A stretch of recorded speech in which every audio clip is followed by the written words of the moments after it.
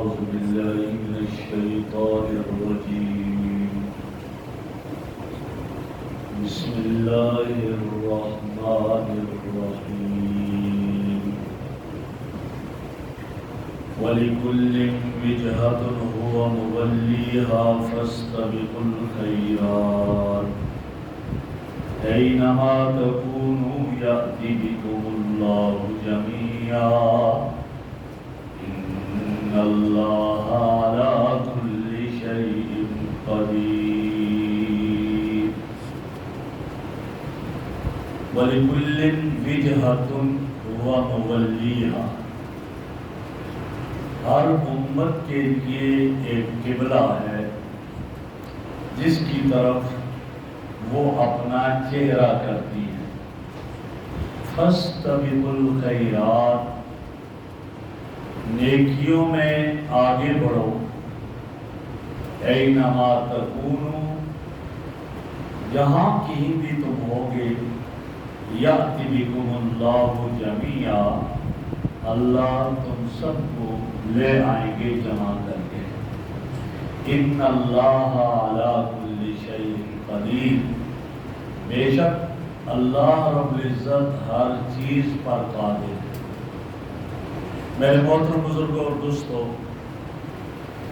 تحویل قبلہ کے بارے میں پہلے گزر گیا تھا اور اس میں آپ صلی اللہ علیہ وسلم کو یہ بتایا بھی گیا تھا کہ یہ لوگ اعتراض کریں گے جب ہم قبلہ بیت اللہ کو بنا دیں گے، بیت المقدس کا حکم منسوخ ہو جائے گا تو یہ لوگ اعتراض کریں گے. یہودی بھی اعتراض کریں گے، عیسائی بھی اعتراض کریں گے کہ ان کے قبلہ سے آپ پھر گئے، اور مشرکین بھی اعتراض کریں گے. تو اس لیے تسلی دی گئی کہ آپ ان کے اعتراضات کی فکر نہ کریں، آپ اپنا کام کرتے رہیں، یہ باتیں کرتے رہیں گے، آپ اپنے کام کو جاری رکھیں. ان کے اعتراضات کا بالکل آپ اس کی پرواہ نہ کریں. اور آگے فرما دیا کہ اس لیے پرواہ نہ کریں کہ لِكُلٍّ وِجْهَةٌ ہر امت کو ہم نے قبلہ دیا ہے. ہر دین میں اور ہر مذہب میں قبلہ ہے. عبادت میں وہ اس کی طرف رخ کرتے ہیں. مسلمان بیت اللہ کی طرف رخ کر رہے ہیں، یہود بیت المقدس کی طرف، عیسائی گویا وہ تھوڑا سا مشرق کی جانب طلوع کی سائڈ پر اس چٹان کی، اور سورج کی پوجا کرنے والے سورج کی طرف کر رہے ہیں. تو ہر ایک مذہب اس کا کوئی نہ کوئی قبلہ ہے اور وہ اس طرف رخ کر کے اپنی عبادت کرتا ہے. جب ہر امت کو ہم نے قبلہ دے دیا اور وہ اس کی طرف رخ کر کے نماز پڑھتا ہے اور وہ عبادت کرتا ہے اور اپنا منہ اس کی طرف کرتے ہیں، تو فرما دیا کہ پھر انہیں اعتراض نہیں ہونا چاہیے. پھر وہ اعتراض کیوں کرتے ہیں؟ انہیں اس پر اعتراض نہیں ہونا چاہیے تھا. اب اعتراض کر رہے ہیں تو فرمایا یہ ان کا اپنا قصور ہے، اور یہ اعتراض صرف اور صرف وہ کس وجہ سے کر رہے ہیں؟ ضد کی وجہ سے کر رہے ہیں، اور عناد کی وجہ سے اور درمی کی وجہ سے کر رہے ہیں، ورنہ اور کوئی بات. آگے فرمایا فاستبقوا الخیرات نیکیوں میں آگے بڑھو. نیکی کے معاملے میں آگے بڑھنا چاہیے. جب آگے بڑھو گے اللہ قبول کرے. یہ نیکی ہے، قبلے کی طرف رخ کر کے عبادت کرنا، نماز پڑھنا، یہ نیکی ہے، لہذا اس میں آپ آگے بڑھیں. اور ہمیشہ کبھی بھی نیکی کو حقیر سمجھ کر آدمی کو نہیں چھوڑنا. اور علماء نے لکھا اور حدیث میں بھی آتا ہے کہ دین کے معاملے میں اپنے سے اوپر والے کو نہیں، دنیا کے معاملے میں اپنے سے نیچے والے کو نہیں. ہمارے یہاں معاملہ الٹا ہے. کوئی آدمی جمعے کی نماز پڑھنے آ رہا ہے تو وہ کہتا ہے جی میں جمعہ تو پڑھتا ہوں، فلاں تو عید پر آتا ہے وہ جمعہ بھی نہیں پڑھتا. ادھر تو دیکھا جاتا ہے اپنے سے نیچے والے کو، اور دنیاوی امور میں دیکھا جا رہا ہے کس سے؟ اپنے سے اوپر والے کو. یہ میرے پاس کیا ہے؟ دیکھو جی ایک ہی گاڑی ہے اور فلاں کے پاس، گھر میں سب کے پاس، ہر ایک کے پاس ایک ہی گاڑی ہے. میرا ایک ہی مکان ہے اور اس کے 4 مکان ہیں، لہذا مجھے آگے بڑھنا چاہیے۔ حالانکہ اس میں نیچے والے کو دیکھیں کہ بھائی میرے پاس مکان ہے اور یہ میرا پڑوسی اس کا مکان ہی نہیں ہے، اپنا ذاتی ہے۔ میرے پاس گاڑی ہے اور یہ موٹر سائیکل پر چل رہا ہے، میرے پاس موٹر سائیکل ہے، یہ پیدل جا رہا ہے۔ تو جب اپنے سے نیچے والے کو دیکھو گے، کم والے کو دیکھو گے، تو کیا پیدا ہوگا دل میں؟ شکر کا جذبہ آئے گا کہ اللہ تیرا شکر ہے کہ تو نے مجھے جو ہے وہ چلو موٹر سائیکل تو دے دیا، وہ تو پیدل جا رہا ہے، مجھے گاڑی تو دے دی، وہ تو موٹر سائیکل پر جا رہا ہے، مجھے اپنا گھر دے دیا اور اس کے پاس تو ذاتی گھر بھی نہیں۔ ایک شکر کا جذبہ پیدا ہو، اور عبادت میں اپنے سے اوپر والے کو دیکھو، یار میں جمعے کی نماز پڑھتا ہوں، یہ بھی تو میرا پڑوسی ہے، 5 وقت نمازیں پڑھ رہا ہے، یہ میرا پڑوسی ہے، یہ تو تہجد کی نماز بھی پڑھتا ہے، یہ اشراق بھی پڑھتا ہے، یہ چاشت بھی پڑھتا ہے۔ جب اپنے سے اوپر والے کو دیکھو گے تو ایک جذبہ پیدا ہوگا کہ مجھے اس سے آگے بڑھنا چاہیے، اگر یہ تہجد پڑھتا ہے تو مجھے بھی تہجد پڑھنی چاہیے، بلکہ مجھے اشراق اور چاشت بھی اس کے ساتھ پڑھنی چاہیے، یہ کیفیت۔ تو اس لیے فرمایا فاستبقوا الخیرات، نیکی کے معاملے میں آگے بڑھو، ایک دوسرے سے مقابلہ کرنا چاہیے، اور نیکی کا یہی تو کمال ہے۔ فرمایا نیکی کرو گے، نیکی تمہارے ساتھ قبر میں بھی جائے گی، نیکی تمہارے ساتھ میدان محشر میں بھی جائے گی، اور یہ نیکی جنت میں پہنچا کر جنت میں پہنچے۔ اور گناہ آدمی کرتا ہے قبر میں بھی ساتھ، میدان محشر میں بھی ساتھ، اور وہ گناہ آدمی کو جہنم میں پہنچاتا ہے۔ تو نیکی میں ذرا بھی تاخیر نہیں کرنی چاہیے۔ سیدنا حضرت علی المرتضی رضی اللہ تعالیٰ عنہ فرماتے ہیں کہ نبی اکرم صلی اللہ علیہ وسلم نے ارشاد فرمایا، علی 3 چیزوں میں جلدی کیا کرو، تاخیر نہ کرو، جلدی کر لیا کرو۔ 3، ایک جب نماز کا وقت آئے تو نماز میں تاخیر نہ کرو۔ دوسرا فرمایا کہ جب جنازہ تیار ہے تو پھر تاخیر نہ کرو، فوراً پڑھو، تدفین کرو، دفن کرو۔ اور تیسرا فرمایا کہ جب لڑکی جوان ہو جائے تو پھر تاخیر نہ کرو اور فوراً اس کی شادی کرو۔ تو بہرحال یہاں فرمایا نیکی کے کاموں میں آگے بڑھو، اور اینما تکونوا یأتی بکم اللہ جمیعا، تم جہاں کہیں بھی ہوں گے اللہ رب العزت تم سب کو قیامت کے دن جمع کریں گے۔ فرمایا جس طرح ساری دنیا کے مسلمانوں کو اللہ نے کس پر جمع کر دیا؟ بیت اللہ کی طرف، کہ سارے خانہ کعبہ کی طرف رک کر کے نماز پڑھیں گے۔ ساری دنیا کے انسان، چاہے وہ پاکستان کا ہو، چاہے وہ برطانیہ کا ہو، چاہے وہ امریکہ کا ہو، چاہے ساؤتھ افریقہ کا ہو، جہاں کا بھی ہوگا، پہاڑ پر رہنے والا بھی ہے، ہر ایک کے لیے یہ ہے کہ وہ قبلے کی طرف کرے گا، اور وہ کیا ہے؟ خانہ کعبہ اس کا قبلہ ہے۔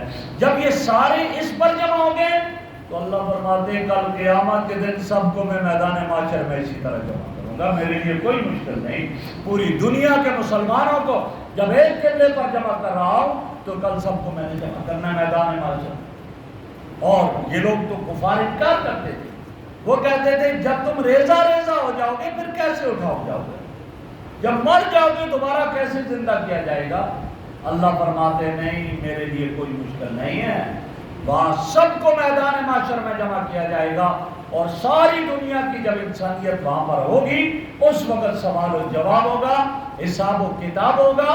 جو کامیاب ہوں گے ان کے لیے جنت کا فیصلہ، جو ناکام ہوں گے ان کے لیے جہنم کا فیصلہ ہوگا۔ اور فرمایا ان اللہ علی کل شیء قدیر، اللہ ہر چیز پر قادر ہے، اللہ کی قدرت سے باہر کوئی چیز نہیں۔ جب اللہ کی قدرت سے باہر کوئی چیز نہیں تو انسان تو کیوں گناہ کرتا ہے؟ گناہ کیوں کرتا ہے؟ تو گناہ جب کر کے جب کسی کو تجھ پر قدرت نہ ہو اور تو اس کائنات سے باہر نکل نہیں سکتا ہے، اور اس کائنات پر بادشاہت اور اس کائنات پر حکومت اور اس کائنات پر کس کی ملک ہے؟ اللہ رب العزت کی ملک۔ تو اللہ کی قدرت سے باہر ہی نہیں جا سکتا، جب باہر نہیں جا سکتا تو اس طرح کیوں کرتا ہے؟ آگے فرمایا من حیث خرجت فول وجہک شطر المسجد الحرام، اے محمد پہلے تھا آپ حضر میں، گھر میں ہیں، آپ اپنے وطن میں ہیں، پھر بھی آپ بیت بیت اللہ کی طرف نماز کر کے نماز پڑھے. اب کہا وہ من حیث خرجت، جہاں سے بھی آپ نکلے، سفر کے لیے نکلے، اپنے وطن سے نکلے، فول وجهك شطر المسجد الحرام، تو پھر بھی اپنے چہرے کو مسجد حرام کی طرف کیجیے گا. قبلہ شرط ہے، قبلہ نماز میں استقبال قبلہ شرط ہے، فرمایا اس کی طرف کرے. وَإِنَّهُ لَلْحَقُّ مِن رَبِّكَ، اور یہ استقبال قبلہ کی طرف منہ کرنا یہ حق ہے، اور یہ کسی اور کی طرف سے نہیں، یہ تیرے رب کا حکم ہے. جب تیرے رب کا حکم ہے کہ اس کو مان لے. وَمَا اللَّهُ بِغَافِلٍ عَمَّا تَعْمَلُونَ، اور جو کچھ تم کرتے ہو اللہ اس سے غافل نہیں ہے. لہذا پہلے حکم تھا حضر کا، اپنے وطن کا، اب حکم آیا سفر کا، تو اس لیے تکرار لازم نہ آیا، کیونکہ یہ آیت پہلے بھی گزری اور اب بھی آئی، تو اس لیے کہا کہ پہلے اس میں جو ہے سفر کے بغیر کا حکم تھا. اب کہا کہ آدمی سوچتا ہے کہ شاید سفر میں کوئی آسانی ہو جائے گی. سفر میں تو روزے دار کے لیے آسانی ہے کہ روزہ افطار کر سکتا ہے، سفر میں تو 4 رکعت والی نماز 2 رکعت پڑھی جائے گی، لیکن قبلہ رخ ہو کر نماز پڑھنی پڑے گی. فرمایا دونوں جگہ کے لیے حکم یہی ہے. اور آگے ارشاد فرما دیا وَمِنْ حَيْثُ خَرَجْتَ فَوَلِّ وَجْهَكَ شَطْرَ الْمَسْجِدِ الْحَرَامِ. دوبارہ ذکر کر دیا گیا. یہ پہلا حکم تھا منسوخ ہونے کا. اس سے پہلے کوئی حکم منسوخ نہیں ہوا تھا، پہلی مرتبہ تھا. بیت المقدس قبلہ تھا، اس حکم کو منسوخ کر کے بیت اللہ کو قبلہ قرار دیا. تو جب پہلی مرتبہ کوئی چیز منسوخ ہوئی تھی تو دلوں میں ایک کیفیت پیدا ہوتی تھی، یہ کیا ہو گیا، یہ کیا ہو گیا. اس کو دور کرنے کے لیے اللہ نے فرمایا نا آپ نے ہر حال میں بیت اللہ کی طرف آپ رخ کرنا ہے. بعد میں پھر حکم کے منسوخ ہوتے گئے تو وہ کم ہو گیا سلسلہ، اور وہ کنسرن جو ہوتا تھا وہ کم ہو گیا. اس لیے فرمایا پہلی مرتبہ کے نا اسی کی طرف بیت اللہ کی طرف مسجد حرام کی طرف کرنا ہے. وَمِنْ حَيْثُ خَرَجْتَ فَوَلِّ وَجْهَكَ شَطْرَ الْمَسْجِدِ الْحَرَامِ وَحَيْثُ مَا كُنْتُمْ فَوَلُّوا وُجُوهَكُمْ. اب دوبارہ ذکر امت کو کر دیا اور امتیوں کو کہہ دیا کہ تم بھی جاؤ، چاہے اپنے گھر میں ہو چاہے سفر میں ہو، کہیں بھی ہو، تو پھر کیا کرو فَوَلُّوا وُجُوهَكُمْ شَطْرَهُ، تو اپنے چہروں کو بیت اللہ کی طرف کر دیجیے گا. ان کو بھی تاکید کر دی گئی، اور تاکید کے لیے تاکہ جو حکم پہلے منسوخ ہو چکا اب وہ تشویش نہ رہے اور یہ باقاعدہ بیت اللہ کی طرف یہ کریں. کیوں یہ سب حکم ملا؟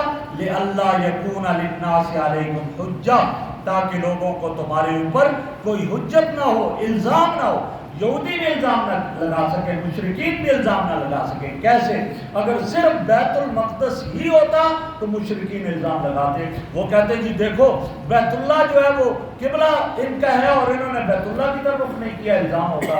یہودی اور نصرانی بھی کہتے ہماری کتابوں میں تو اس کو نبی القبلتین کہا اور یہ ایک ہی قبلے کی طرف ہے، دوسرے کی طرف نہیں. فرمایا اس لیے تاکہ ان کے الزام بھی ختم ہو جائیں اور آپ کا رخ جو ہے وہ اس بیت اللہ کی طرف ہو جائے. اور یہ کوئی بھی آپ کے سامنے اس طرح گویا کہ آ کر کے بحث مباحثہ نہ کر سکے.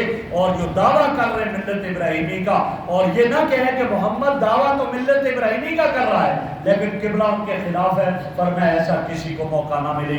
الا الذین ظلموا منہم، ہاں وہ لوگ جو ظالم ہیں، جنہوں نے ظلم کیا اور وہ عناد اور دشمنی کر رہے ہیں، انہوں نے تو پھر بھی آپ پر الزام لگا، وہ تو الزام لگاتے رہیں گے. لہذا جب وہ الزام لگاتے رہیں گے آپ ان کی پرواہ نہ کرنا، آپ ان کا خیال نہ رکھنا. وہ الزام ضد، عناد اور گرمی کی وجہ سے لگائیں گے وہ، اور اگر وہ علم کی بات ہوتی تو ان کو کبھی الزام نہیں لگانا چاہیے تھا. لہذا آپ ان کی پرواہ نہ کریں. کیا کریں آپ؟ فلا تخشوہم، لہذا ان سے کوئی بھی آپ ڈر دل میں نہ رکھیں کہ یہ بات کریں کہ کیا بنے گا کیا ہوگا. نہیں، وخشونی، مجھ سے ڈرو. کیوں؟ میرے حکم کو مانو. اگر میرا حکم نہیں مانا تو گرفت ہوگی. لہذا کچھ باتوں کو چھوڑو، میری بات کرو اور مجھ سے ڈرو. وَلِيُتِمَّ نِعْمَتِي عَلَيْكُمْ، تاکہ میں آپ پر اپنی نعمت کو تام کر لوں. کیا تھا؟ کہ دین کی علامتوں کی طرف آپ کی رہنمائی کروں، دین کی طرف رہنمائی کروں. وَلَعَلَّكُمْ تَهْتَدُونَ، اور تاکہ تم لوگ ہدایت پر آ جاؤ، ہدایت پالو. لہذا فرمایا کہ اس کی طرف آ جاؤ اور ان لوگوں کی باتوں کو چھوڑو، وہ کہتے رہیں گے. تو اس میں یہ بات سامنے آئی کہ آج ہمارے یہاں کہتے ہیں جی اگر یہ کام کیا تو لوگ کہیں گے جی دیکھو اب تو ترقی یافتہ دور ہے، دنیا چاند سورج پر پہنچ گئی اور اب بھی یہی باتیں ہو رہی ہے. میرے بھائی ہمارا دین دین جو ہمیں سکھاتا ہے، ہمیں یہ دیکھنا چاہیے اللہ کی نظروں میں آدمی اچھا ہو، مخلوق کی نظروں میں اچھا نہ بھی ہو تو کوئی بات نہیں ہے، اگر مخلوق کی نظروں میں اچھا ہوا، اللہ کیا اچھا نہ ہوا تو وہ کامیابی نہیں ناکامی ہے۔ اللہ رب العزت ہمیں وہ اعمال کرنے کی توفیق عطا فرمائے جس میں اللہ رب العزت کی رضا۔ الحمدللہ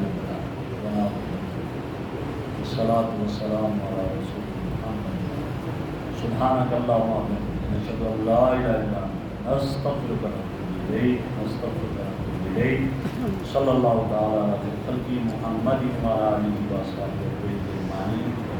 جزاک